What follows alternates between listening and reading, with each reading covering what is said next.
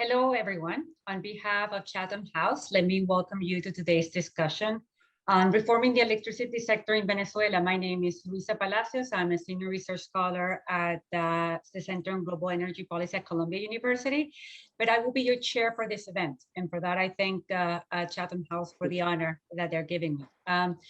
Well, our panel today will discuss the very important question of electricity reform in Venezuela. We have that we're going to discuss a paper co-authored by Chatham House Senior Fellow for Latin America, Dr. Christopher Sabatini, and it was co-authored with the renowned electricity expert, Mr. Walt Patterson, an associate fellow as well at the Chatham House. The title of this paper is Assessing the State of and Options for Rebuilding Venezuela's Collapsed Electricity System. And I cannot think of a better framework to start the discussion because the options for rebuilding the Venezuela's electricity sector will need to weigh in the urgency of the humanitarian crisis with the imperatives of the energy transition. And in this context, the paper is very valuable in presenting the phases and the sequencing that are identified, but we also need to weigh that in with the serious ESG constraints that will probably require major institutional rebuilding in order to access external financing.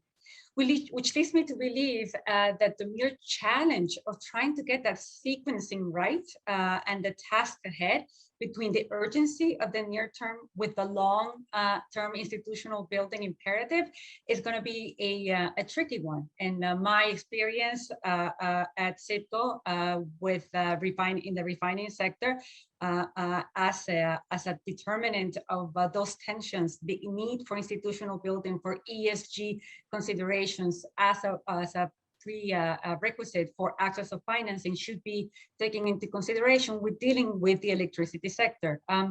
So what I would say is that the paper also is a very interesting approach at discussing the electricity sector and the need for reform, but that it cannot be done in isolation. And the need for critically for a national energy strategy that brings the oil and gas sector and electricity sector together within the context of a national energy strategy.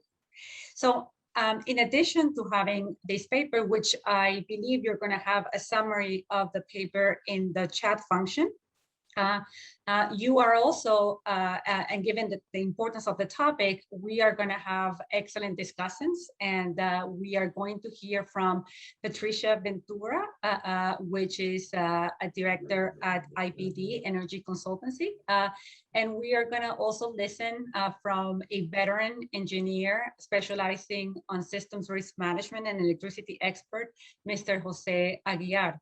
So without further ado, I will now turn the floor to Dr. Nicholas Norton, who is the Senior Energy Advisor to the Climate Change and Energy Department for the UK Foreign Commonwealth for his keynote remarks. And on behalf of the Chatham House, we would like to take this opportunity to acknowledge the generosity of the UK FCDO for their collaboration on this project. Mr. Norton will have 5 minutes for his keynote remarks, after which we will hear both from the author, from both authors, both Dr. Sabatini and Mr. Walt, and then we're going to pass that floor to the discussants, Jose and Patricia. Without further ado, Mr. Norton, the floor is yours. Thank you, Luisa. There was a very useful discussion on the Venezuelan electricity system a little over a year ago as part of a broader invitee-only workshop held by Chatham House on rebuilding Venezuela's energy sector. The workshop fed into a public paper on reforming Venezuela's oil and gas sector, published in May of this year. However, it was clear from the discussion on the electricity sector that Venezuelan experts, development banks, and potential private sector participants all hold different perspectives on the way forward that merit further dialogue. I want to thank Chatham House, particularly Chris Sabatini, Walter Patterson, and Courtney Rice for their tireless work on this paper on reforming Venezuela's electricity sector. We're discussing the summary today with the final paper to be published before Christmas. My own perspective on the topic is that the more I researched it, the more I realized that there was a lot I don't know and is uncertain. So any definitive conclusion should be approached with some humility. I think there are three main reasons for this. First, poor detailed information on the current, and I stress current, status of the grid and generating assets. Although there are sector experts with deep knowledge and companies that have done detailed surveys, the information has quickly become out of date as the system has continued to decline. Second, the global electricity sector has not been static in the 15 or so years since Venezuela lost an viable operating reserve in its power system. Specifically, affordable solar and wind renewable options are now available, but have not been examined in detail in the Venezuelan context. Climate change and the global energy transition have real consequences. In the electricity sector, Venezuela now has options to act that are aligned with both its economic interests and its international climate commitments. Third, the Venezuelan economy has suffered a broad collapse with severe humanitarian consequences for many of her people. Any discussion of plans to recover the electricity sector need to be in that context, with immediate funding competing with other humanitarian priorities and medium to long-term plans taking into account finance availability. As with many aspects of the Venezuelan economy, progress will depend on political conditions. However, that does not negate the need for dialogue now on what might be a realistic plan. I would also suggest there are certain no-regret steps that could be taken soon, which are broadly accepted as international best practice, irrespective of political systems. Examples might include establishment of an independent transmission system operator, starting to tackle high-level subsidies, particularly for commercial and industrial users, reducing gas flaring, and operating hydro assets and the grid to take account of drought risk. I hope this paper provides a useful basis for a new dialogue on reforming the Venezuelan electricity sector. And thanks again for Chatham House for facilitating this process. I now hand back to Chris Sabatini to kick off the panel discussion. Thank you, Nick. Thank you, Louisa. Thank you to all of you for tuning in and welcome. I want to also thank our FCDO partners in this. They've been great help, assistance, and sort of great intellectual partners in the development of this project. And also want to thank Courtney Rice at the Chatham House, who worked with me on this, and also other panelists who joined us. We started this project 2 years ago. 2 years ago, before we heard of COVID, before the lockdown, before Joe Biden was elected president, when we still thought Omicron was just a letter in the Greek alphabet. Now, finally, after a very long journey, we have this report. And we realized really from the beginning that any analysis and recommendations on Venezuela generally, and I learned this from my experience on working with Venezuela for so long, should be done with humility. And that's particularly true when it comes to the electricity sector. And that's how my co-author, Walt Patterson, and I have approached this research and the write-up. Our intent is not to come to any firm conclusions nor any mandated recommendations.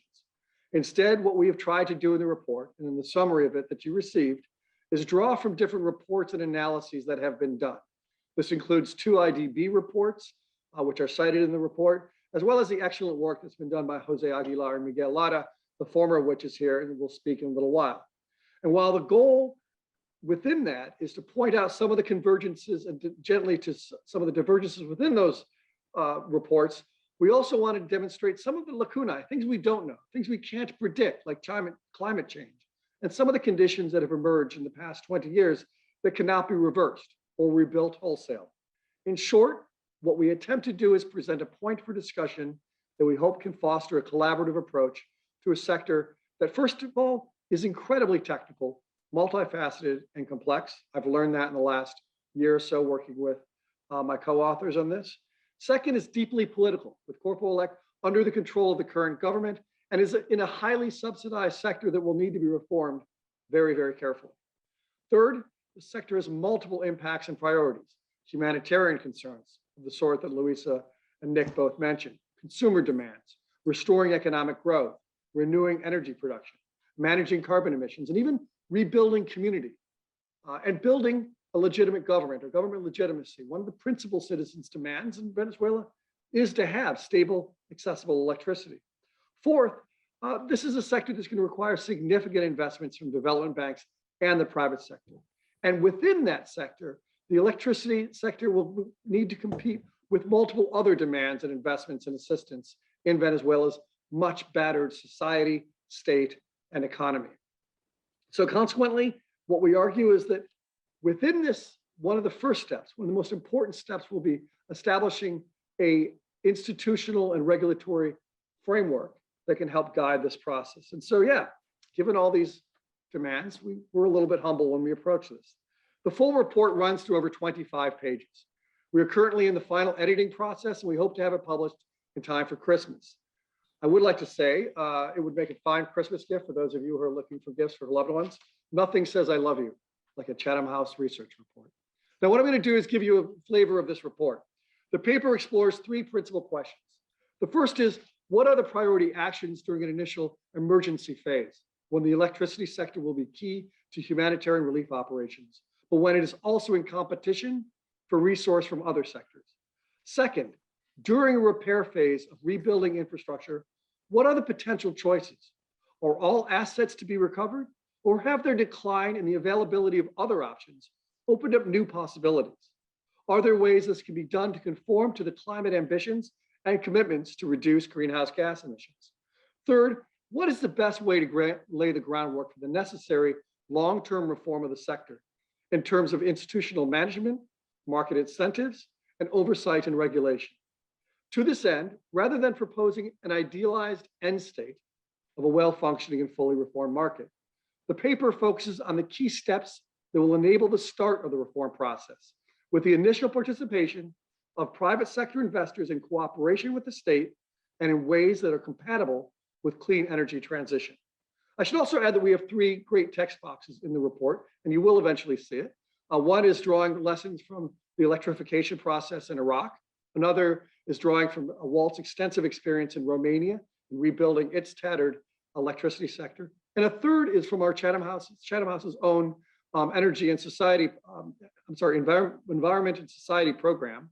Owen Graham writes about providing clean energy access for Venezuela's refugee populations in other countries. In the report, we underscore four related points for debate and broader analysis. The first is we focus on reconstructing Venezuela's historic electricity system versus building new systems. Urgent humanitarian needs and the demands of Venezuelan citizens call for the restoration of electricity supplies as fast as possible. Taking this into account, we suggest some potential quick wins, some of which may demand installing local temporary generation units around centers for humanitarian relief or critical services. In other areas, local community microgrids may offer more sustainable long-term options. This was a contribution in particular by Walt Patterson, who has worked in the rebuilding of a number of places in which microgrids, particularly using sustainable energy, have been key to rebuilding, in one case, Puerto Rico's hospital and humanitarian infrastructure. Second, we focus on what to do with healthcare, water supply, and other public services. Given the extent of the existing and growing humanitarian crisis in the country, rebuilding Venezuela's electricity sector will need to prioritize the restoration of public services. This process should not be delayed by broader institutional and management reform. For this reason, the first step should require a project manager and technical team tasked with assessing and overseeing emergency repair or installation. This is very similar to a recommendation made by the IDB in one of its reports. Third, we examine integrating electricity systems into energy policy and restoring energy production. To support future economic growth, electricity sector reform will need to be developed in coordination with the government's broader energy policy. And should that take into consideration not only restoration and production, but also integration across different energy sectors. One key component of this coordination should be a focus on exploring ways to capture flared or vented gas for on-site or pipeline supply for electricity generation, especially around energy production centers. Fourth, we look at the unbundling of Venezuela's centralized and state-centric electricity management system. The regulation of state-concentrated and managed electricity supply system, as well as the day-to-day management of the state-owned Corpolec, will need to be reformed and unpacked.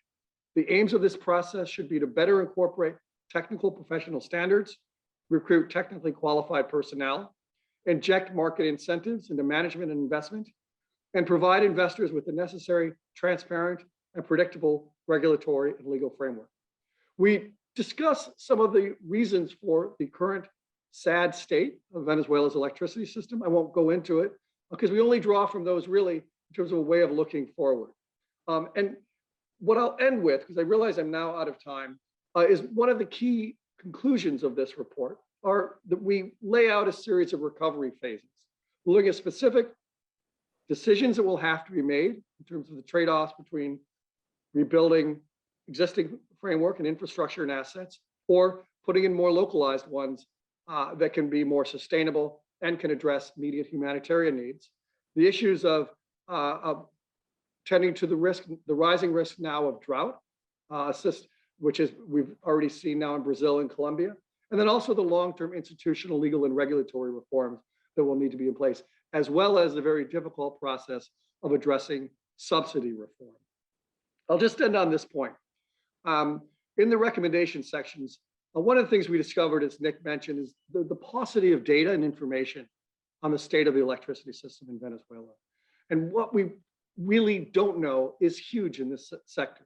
One of the things we think is going to be necessary, one of our primary recommendations, in addition to the phases that I talked about, to discuss more, and they're in the summary document that was sent around, is the sheer range of stakeholders, local experts and engineers, potential donors and advisors, and private sector interested investors that will need to be involved in this process when the time comes.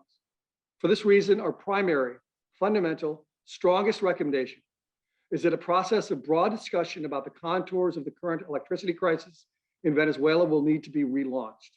And we hope that this report can contribute to that process of open, honest, frank discussion and collaboration. Thank you. Louisa, back to you.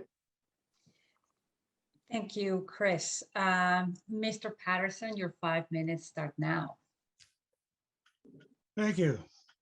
In some respects, Venezuela is an extreme example of a challenge that now faces electricity systems all over the world.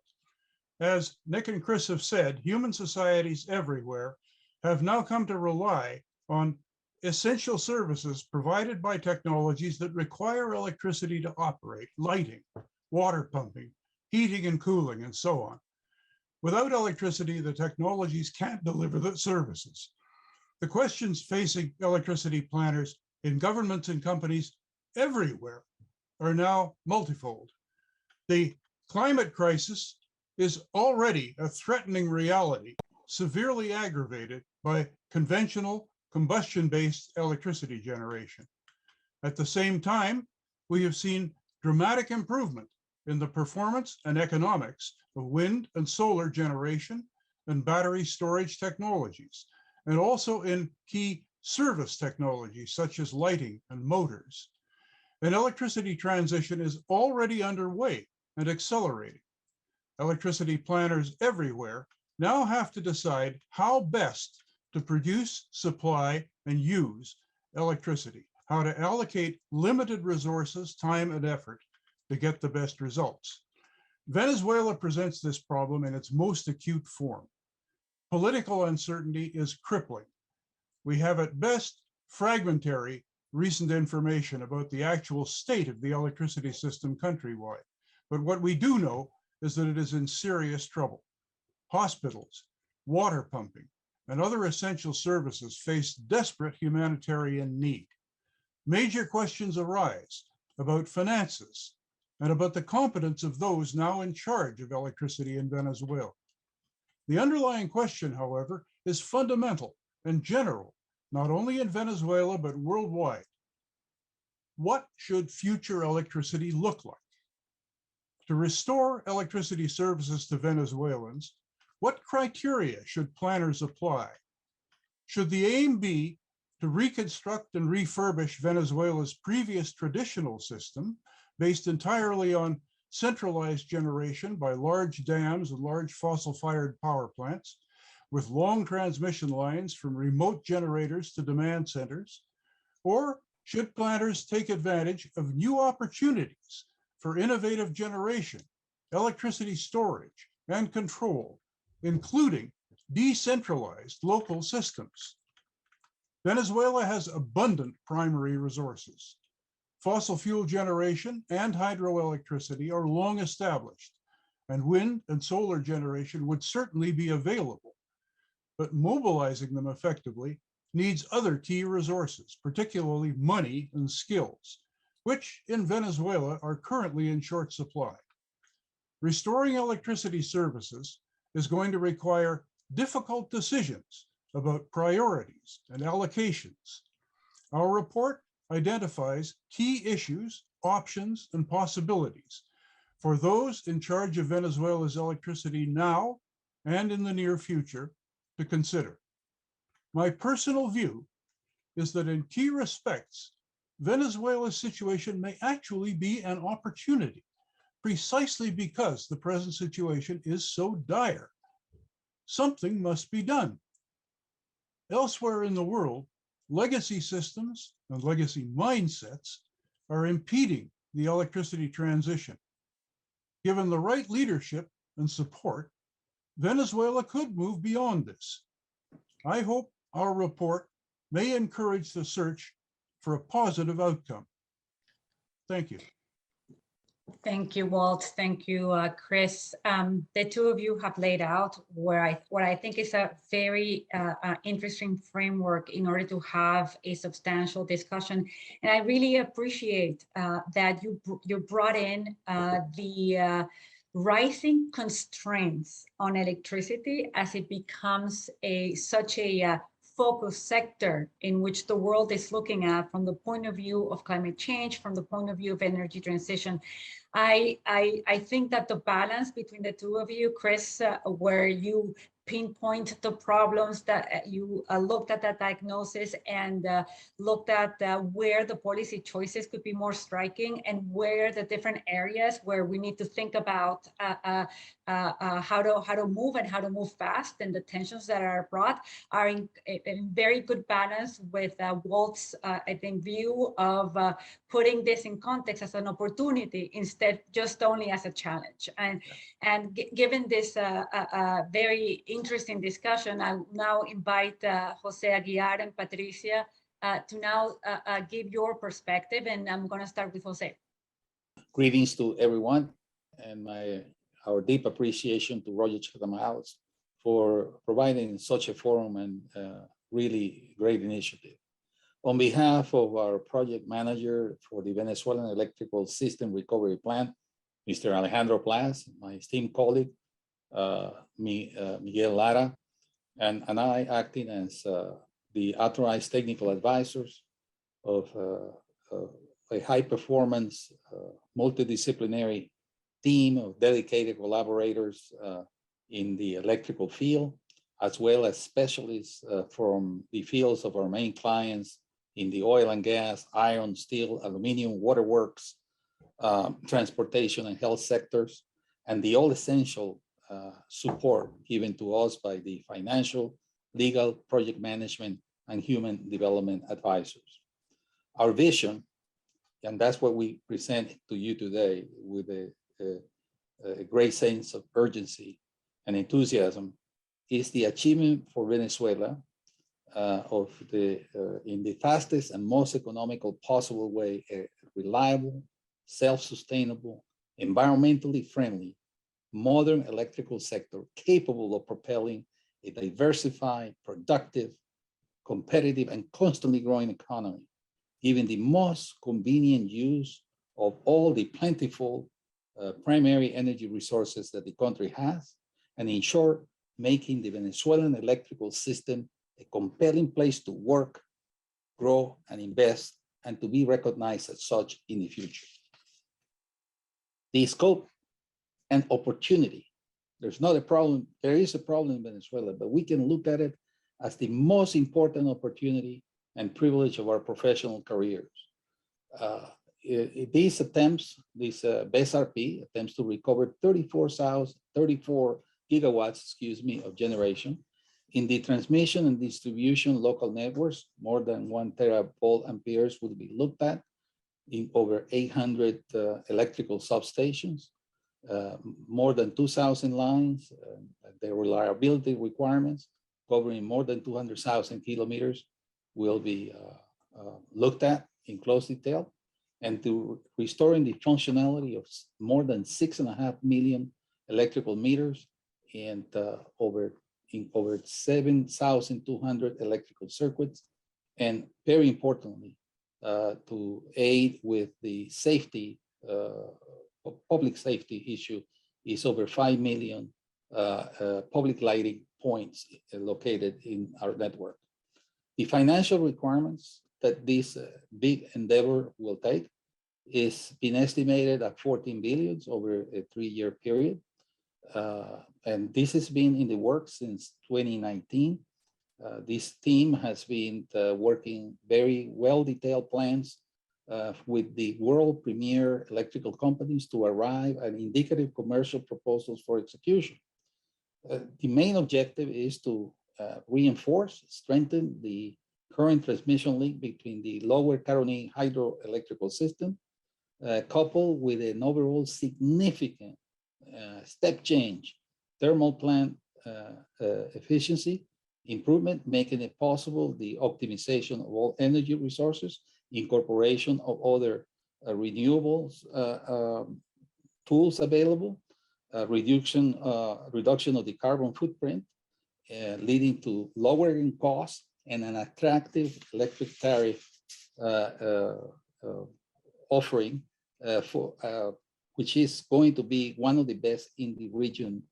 And by that, I mean Latin America. The plan is flexible and it's being tested under a variety of execution times and disbursement scenarios, which are going to be dependent on limited resources for startup capital and the income that we are able to obtain in the process. But always, any activity and all processes are in full alignment with the stated vision and the vision that we also have in our team for a future reform electrical sector in Venezuela, one in which the government's role or intervention is kept to a minimum, limited to its main clear regulatory role, and one that promotes maximum openness and the participation of private capital. We are on a relentless fast track mode to recover the electricity assets commercial value to facilitate an eventual attraction of private capital and eventual privatization. Any electrical activity that we undertake in our project, any selection of any asset to be intervened, transformers, lines, and power plants and units, etc., goes through a very detailed, rigorous process for eligibility from a developed levelized cost of electricity evaluation analysis. Jose, you're running out of time. You have 1 more minute. Okay, this ensures that the full operation training and specialized maintenance of recovered electrical assets is achieved. We don't want to pay for the same real estate twice. We have developed clear income revenue plans with clear criteria of internal revenue and rate of return and net present value. And we maximize the hydroelectricity use, minimize the fossil fuel consumptions with the installation of advanced class gas turbine technology in new generation high efficiency combined cycles. And we want to develop and are developing a transparent, objective bidding selection methodology for clear assignment without privileges for all required infrastructure work, and are working with to be able to obtain all the fuel resources that we need, especially from the get-go, and a good plan to assume the control in a safe manner of the facilities once the day that we all want to achieve a new era in the Venezuelan government is a reality. Thank you very much. Thank you, Jose. Patricia, thank you for all those comments. They were very useful in order to understand how the electricity reform is seen from in country. Now we're going to have Patricia give her comments. Thank you, Luisa. Thank you, Chatham House. I am really pleased to be here in this meeting. So I was thinking to start saying congratulations to the writers of this report, because you made an amazing job at making my head spinning around when I was reading the report. I have to start saying so. Congratulations. I mean, the paper clearly identifies all the problems, all the issues, but most important, it identifies the level of complexity that the recovery plan involves. I also think that it's important that the report suggests recommendations and perspective on how we are going to reverse the current complexity that the country is living. So, but what really makes my head spinning even faster is about all these recommendations. I mean, about how to approach the recovery, how to make this to happen. And anyway, in my experience with Venezuela, working all these years with Venezuela, and it doesn't matter what area we are talking about, it can be power, gas, oil, is always very complex. I think it's important to eliminate the noise in order to go straight to the points. And that's how I try to understand this paper, and I made all my comments. So actually, Christopher, thank you so much, because I mean, you already mentioned all the questions. I love that questions, the second page of the report.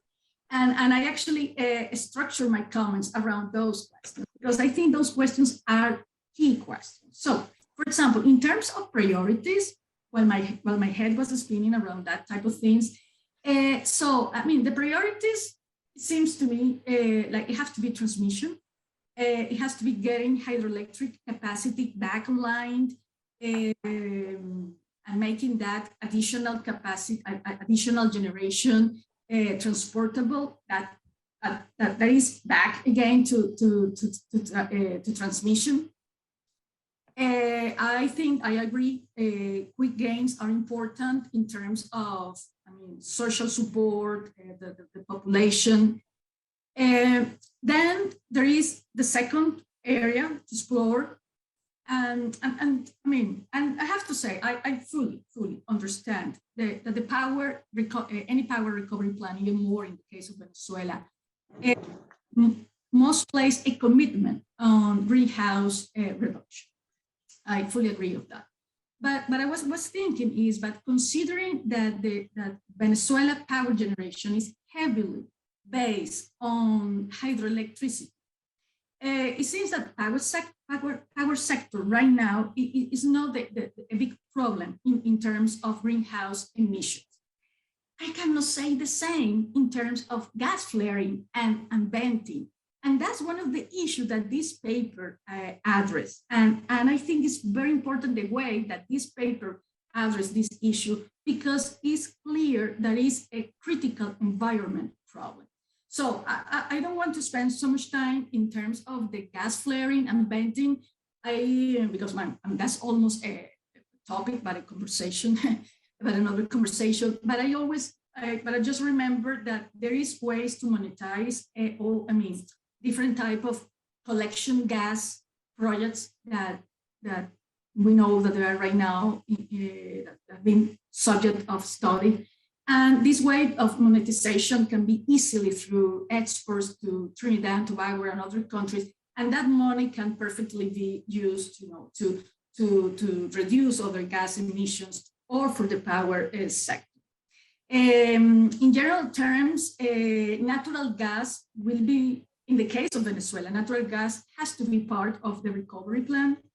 Let's remember that there are gas licenses that are very close to where most of the thermal generations are located in Venezuela.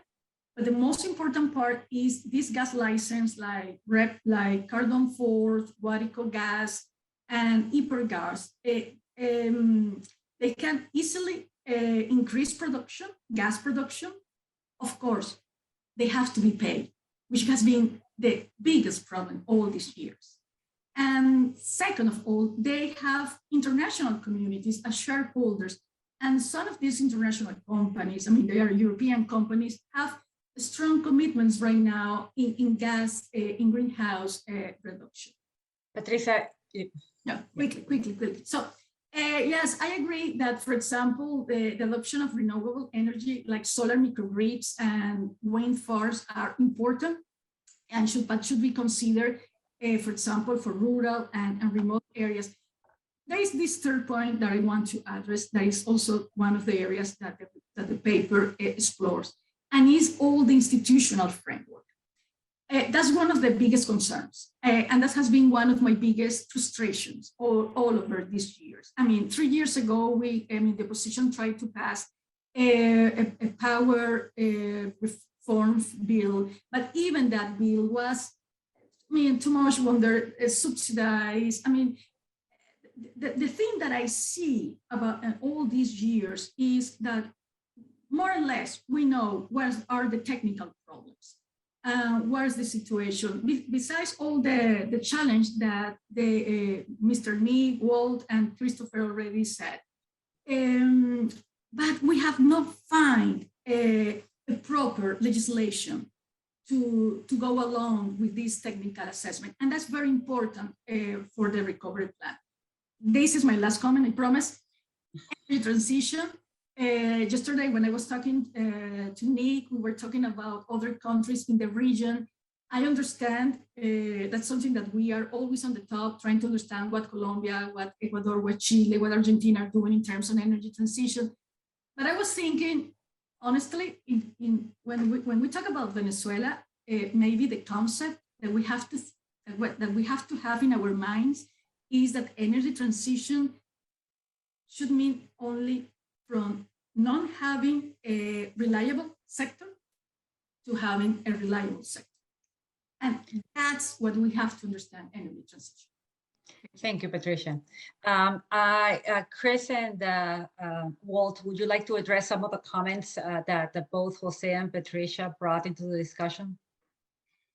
I certainly agree strongly with Patricia that the objective of the transition should be to provide better, more reliable, cleaner services as a central theme of the transition. It's not a question of denying ourselves. It's a question of doing things better than we have done in the past, and we have the tools to do that now. But we do have to deal. First of all, we have to deal with, as I said, the legacy mindset of people who think in if you like, in old ways about how an electricity system should function and how it should be structured, and indeed, of course, how it should be paid for. And we need a much clearer understanding of the whole system approach here, which includes not just the hardware, the technical hardware, or indeed the fuel, but it also includes the legal and regulatory and institutional structure of the arrangements, the nature of the transactions that have to take place to get from where we are now to where we think we ought to be. And we should have a clear vision of where we think we ought to be, at least in basic terms, including cheap, clean, and reliable. Thank you. Chris, would you like to add anything? Sure, very quickly. So first of all, because of all the needs and because of the question of the assets that Patricia mentioned, I think it's important to talk about this in terms of sequencing. Yes, institutional reform and legal and regulatory reform is going to be critical, especially in terms of attracting investment. Yeah. But for that reason, institutional reform, as you know, Luisa, takes a long time. And it's a very complicated political process with a lot of stakeholders. There are very immediate needs. So the question is how can you set up some sort of public-private collaboration that can address those more immediate needs to rebuild assets in terms of generation and transmission, that before you even start to tackle the difficult process of unpacking the very state-centric and dysfunctional system that's managing the electricity sector right now. But also add, there are different interpretations of how much this would cost. Jose mentioned 14 billion. The IDB has a different number. I think it's worth, unpacking a little bit what these costs will be, and also considering different options within those costs. Again, given the more immediate priority needs, as we say, sometimes right in the report, we actually have specific examples in specific states, Nueva Esparta, Zulia, and others. It may be more economical to be able to, in some cases, shift to gas, as Patricia mentioned, in some cases, shift to more immediate localized generation, rather than trying to wait to rebuild the entire grid, given the immediate needs and the pressing demands on this sector. And that's where cost is going to come up. So can I add one quick corollary to that? The possibility of doing some of the humanitarian emergency work with local systems doesn't preclude the fact that the local systems could subsequently be connected to the larger system. That you have the possibility of a freestanding local system, say at a hospital or a water pumping station, but as and when the larger system, the grid transmission system, is functioning properly, that local system can be reconnected to the larger system. So we're not removing options for future development. If I can, I'm going to bring some of the questions that we have from the audience that are in line with this theme, but to work on Mr. Patterson's comments. I thought that one of the most interesting things of the report is the concept of emergency. What does emergency solutions mean? It's microgrid, things that do not depend on the grid, because you need to solve this and solve this quickly. So decentralized, next to humanitarian aid agencies, microgrid, solar. So I thought that that way of thinking and looking at crisis, war-driven areas as how they solved it is one of the most interesting things in the report. So I totally agree with the discussion. So bringing this some of the questions. So for example, Victorino is saying, Victorino Marquez, hi Victorino, given the poor record of Venezuela over the last 20 years concerning investment disputes before ICSID, which is the World Bank International Court for Settlement and Investment Disputes, and in general on expropriation of private property, which kind of guarantees must the government offer in order to lure investments in the sector again? Before you answer, I'm going to read two other questions that are in the same vein, in which I would like to hear from all of you. Then Mr. John Hughes brings this up, this topic. Is the report designed to influence the Maduro government, or is it designed solely to influence a successor government? If the latter, is there any possibility of using the local initiatives outlined by Mr. Patterson, given the terrible humanitarian crisis in Venezuela, which you addressed, but I would like to if we can think about is, can the recommendations function in any government?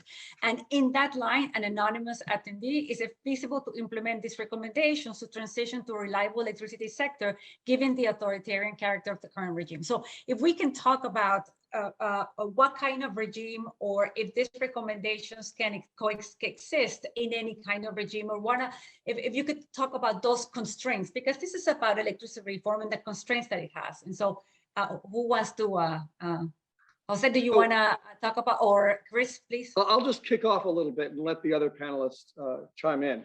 First of all, there is the question of of contracts, transparency, and arbitration is essential, which is one of the reasons why we propose having a technical team that establishes a sort of legal authority in contracts, which is what can be done to be able to get that investment and multilateral investment. If you can get multilateral bonds that backing of this investment, it will help ease the access to private sector investment. But that will have to come with basic guarantees in terms of contracts, in terms of transparency, in terms of management. That will have to be set up quickly.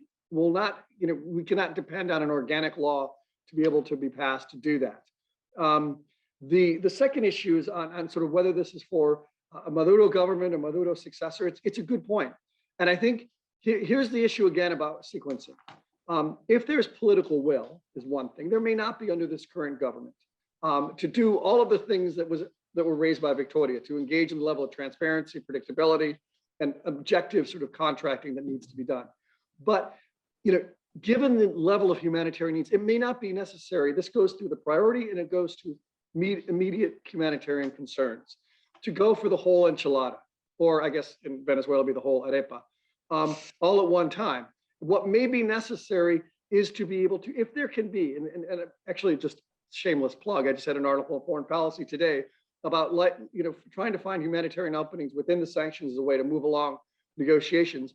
One possibility could be under this regime, just given the immediate pressing, terrible, tragic needs, is some form of managed humanitarian assistance and NGO like Caritas or other that can oversee these short-term, locally generated processes that can help provide clean water, electricity to hospitals, and even to schools. But that is not our intent. Our intent here is saying, whoever wants to take up this task can do it, but let's not wait for the whole arepa. Thank you, Chris. Jose, if you could, oh, sorry, Mr. Walt, do you want to address? I would just add one further detail, which is that I think a very early measure that would be important from the humanitarian point of view is to find out exactly where the needs are, which hospitals, which water pumping stations, and so on. Actually get a catalog of the difficulties and the possibilities on the ground, and about the local authorities that have responsibilities in those areas, the people who actually run the hospitals and run the water pumping stations. They know much better than the central government what the possibilities are, what the problems are, and how to deal with them. But we don't have access to that information outside the country, and that would be extremely valuable if we could get it. Yeah, thank you. Jose? Well, certainly this is a multifaceted problem with many sides, many stakeholders, and many competing interests for urgency of time and limited resources. One of the things that we have in the Venezuelan electrical system recovery plan is a 4-stage process. And we are in the most important stage. And that is the one that has to take place right here and now before we can enact the sort of political reforms that we all desire, the world desires for Venezuela. And to that end, we had been working with up to the best information available. We have a team of over 100 foot soldiers in country, giving us with very detailed specificity the things that are going on with the grid, okay, and all of these operating areas. And that intelligence is also being reinforced by some of the premier companies in the world that also have ears and eyes in there, and collectively on their non-disclosure agreements, you would have to understand that, we have developed the best course of action. What is the most logical sequencing of tasks without stepping on one another to coordinate this complex choreography so that the rapid improvement, quick wins are enacted. I realize that there is a level of frustration with so much that is perhaps unknown by most of you, but we had made it our business in the SRP team to know, because we have to know if we are tasked with this thing, and what we don't know, we must find the answers to.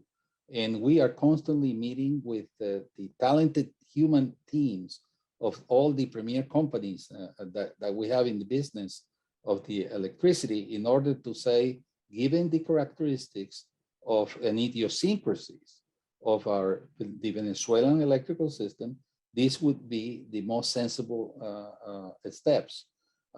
We had done a variety, I refer to a variety of scenarios, and we arrive at some of the best areas an interesting rate of returns, and being able to fulfill, pay decent salaries to our employees, attract, retain, cultivate talent, which is very important.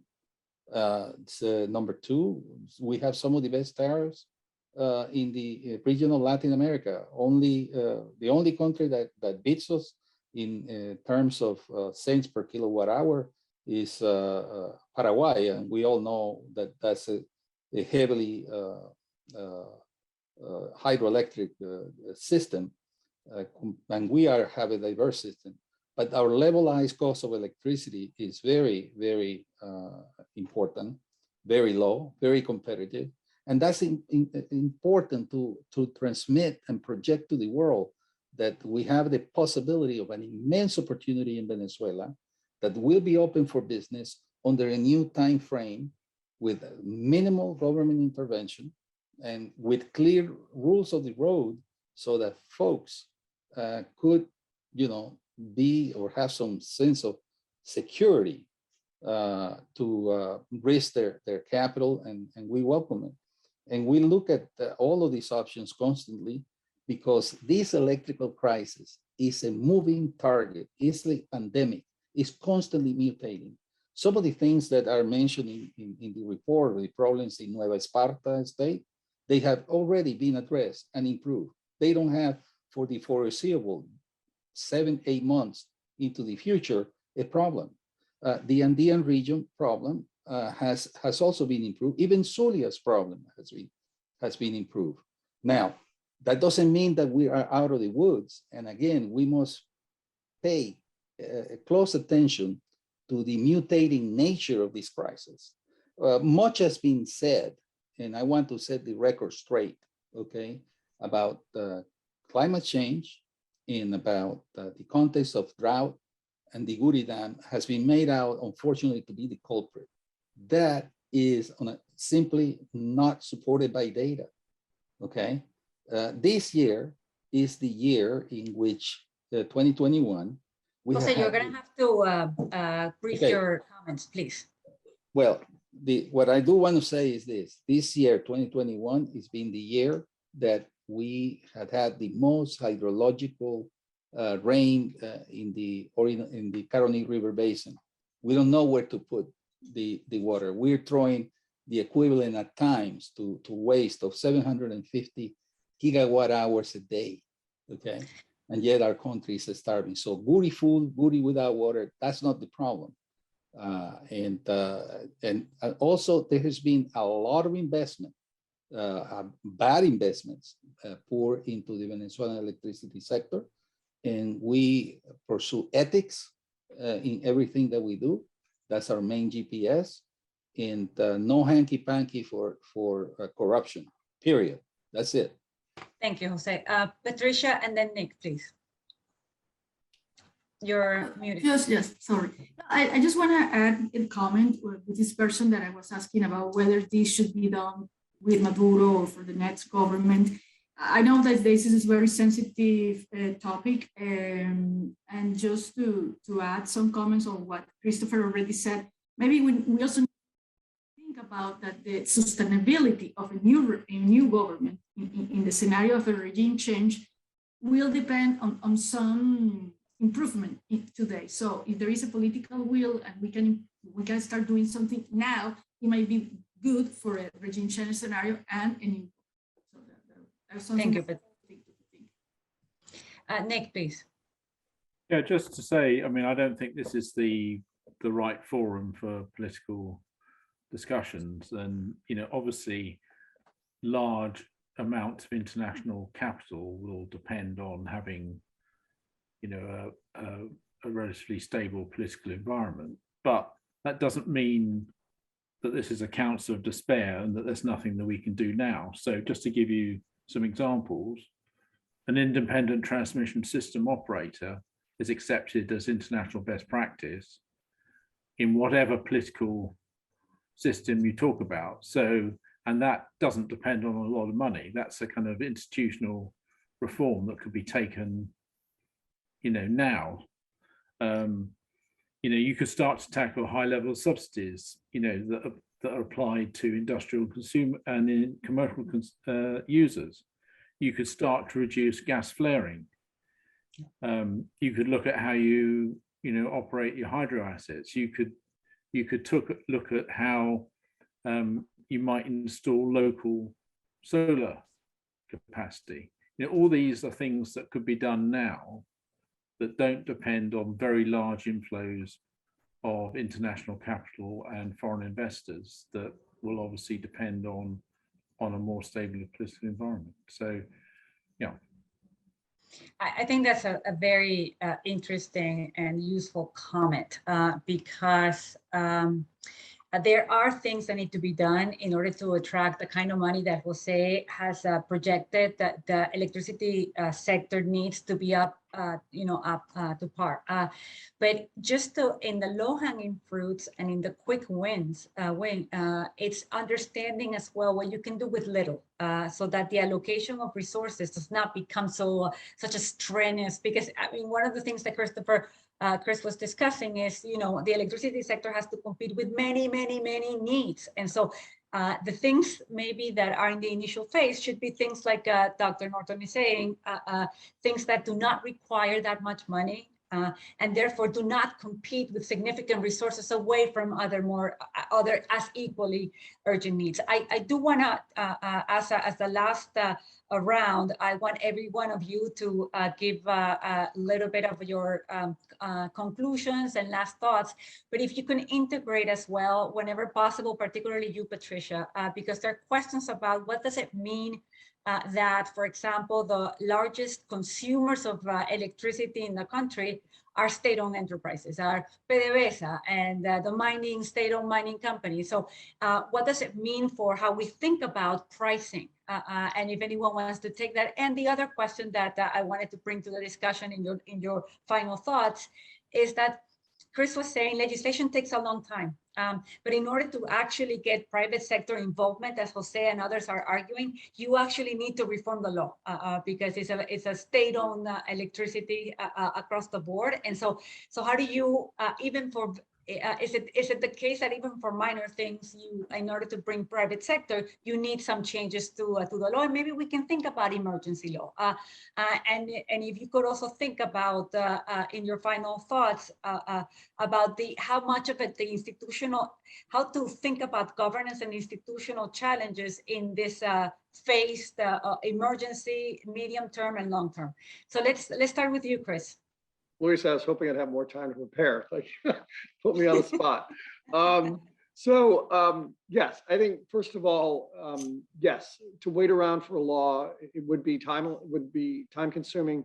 But I do think there are quick, ways that you can organize some form of guarantees that also, basically are supported by international arbitration boards or arbitration agreements that toss any controversy that comes around to an international board that offers a modicum of guarantee. We all know with ConocoPhillips, obviously, this hasn't worked, or ExxonMobil, it hasn't worked so well for Venezuela in other cases. But perhaps here, given the need, given the popular support for this, it could provide an avenue to provide a modicum of guarantees that could attract that investment. Second, as you mentioned, the competing needs.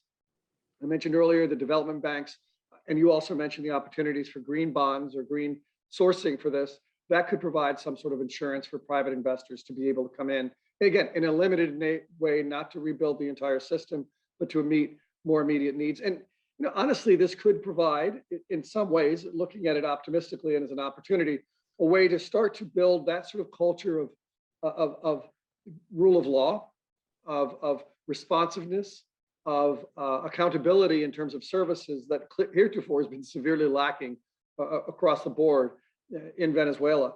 The other issue that you mentioned is the issue of, well, I'll leave it there. Actually, I have other comments, but I'll just leave it there and let the other commentators. Thank you. Yep. Walt, please.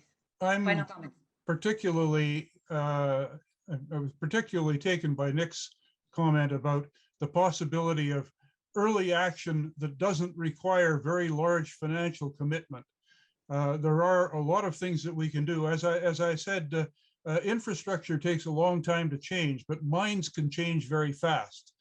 And if we can get a different view of what needs to be done here and who needs to do it and where it needs to be done and on what basis, then I think there are a lot of opportunities for early action that will, as Chris says, that will, so to speak, kickstart the process. And one of the consequences of this, to me, again, a personal hobby horse of mine, is that I think it will involve decentralizing the system to some extent, both the actual technology and also the decision making in the system, back down toward the local level where the services are provided and by the people who actually provide and use the services. I would like to see that as an aspect of the change of mindset, so that and of course it could start with the humanitarian part, coupled with again, as Chris suggested, coupled with the opportunity for green finances as well, international green finances of various kinds, to help to address the longer term commitments both on climate and environment generally in Venezuela. Thank you, Walt. Patricia, and then after Patricia, you, Jose. Thank you, Patricia. Go. Yes, no, I would say that in terms of legislation, maybe I can think about two types of legislation. I mean, we might have one bill or one legislation for investment protection, and maybe another one for the sector itself, which is my concern, because that's where I have seen many problems. Of course, contrast entity is a big problem right now. Venezuela has a terrible reputation, and that's something that we will have to face in the future. But maybe with investment protection law, we can improve things a little. And with regard to your questions about PDVSA, well, PDVSA is obviously a big consumer of electricity. Is actually one of the issues that always impact production. Without production is blackouts. PDVSA has been trying to, right now, in the recent time, trying to feed their own power plants, because they have understood that is one of the biggest problems and will continue to be one of the previous the problems. So that's something that the whole, and maybe, and this is the last comment, maybe this is when we have to fit power recovery within an energy master plan, in which crude oil and gas has to be part of the whole situation. Thank you, Patricia. Jose, Well, quick last I comments. want to add a little clarity on the 14 billion or so figure and some disparity that has been cited with about 7 billion by the IDB. First of all, I do not know what is the scope of work that led the IDB, not here present today, to arrive at 7 billion. What I want you to leave you with, the 14 billion figure, is it would be the cost. Now, that doesn't mean that we have to take loans worth 14 billion from the bankers and financing, because essentially our financing will come from three major buckets. One, yes, we have a startup capital. I'm not at liberty to discuss that, but there is an agreed upon figure devoted to the electricity sector of startup capital, and is in the billions of dollars. This is money that the interim government, should we arrive at a transition, would have available. And they have allocated these amounts of money to each one of the sectors in Plan País. Secondly, we have clients, PDVSA, the metallurgical sectors in the Guayana region, the waterworks, transportation, etc., where we hope to enact financing via backing PPAs, power purchase agreements. And then at the end of the day, we also have the ability to generate our own revenue and being able to take care of subsidies to those who really need it. And in reality, the 14 billion figure, probably a little bit over half of that will be less, around half, I would say, for right now, would be do through some sort of financing, which is kind of puts it in line with the IDB, the scope and figure, but I don't know if that's a coincidence because I do not know what assets, in what priority, in what orders they have. Thank you, Jose. Because we're running a little bit out of time. I want to end with Nick for your final thoughts. Yeah, just to mention, in the final paper, when you get to read it, there's a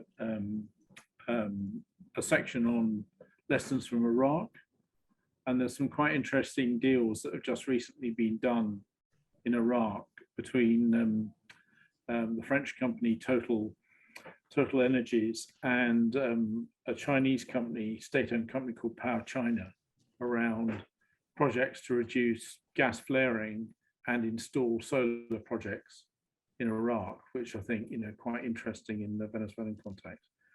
But I just want to kind of come back to the very strong point that Chris made right at the start of the talk today around the need for dialogue.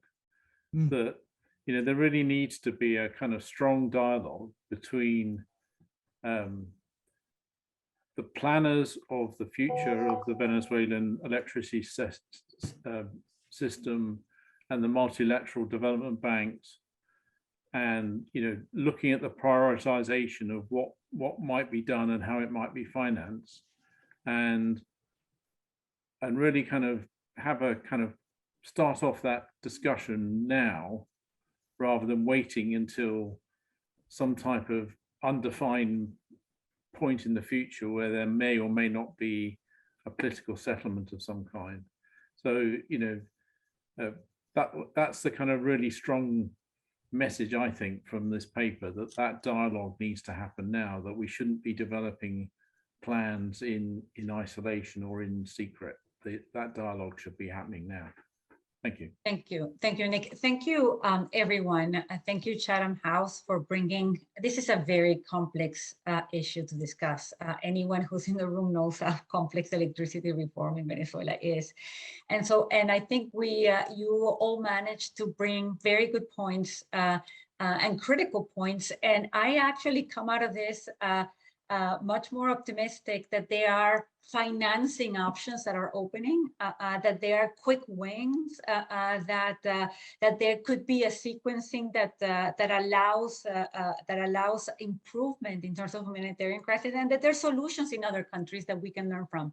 So I thank you, Kirsa and Walt, for this fantastic paper. I think it helps a lot to advance the discussion. Thank you, Jose and Patricia, for bringing the Venezuela angle to this, and thank you, Nick, for bringing an overview of things to think about in terms of the global dialogue on energy transition and climate change.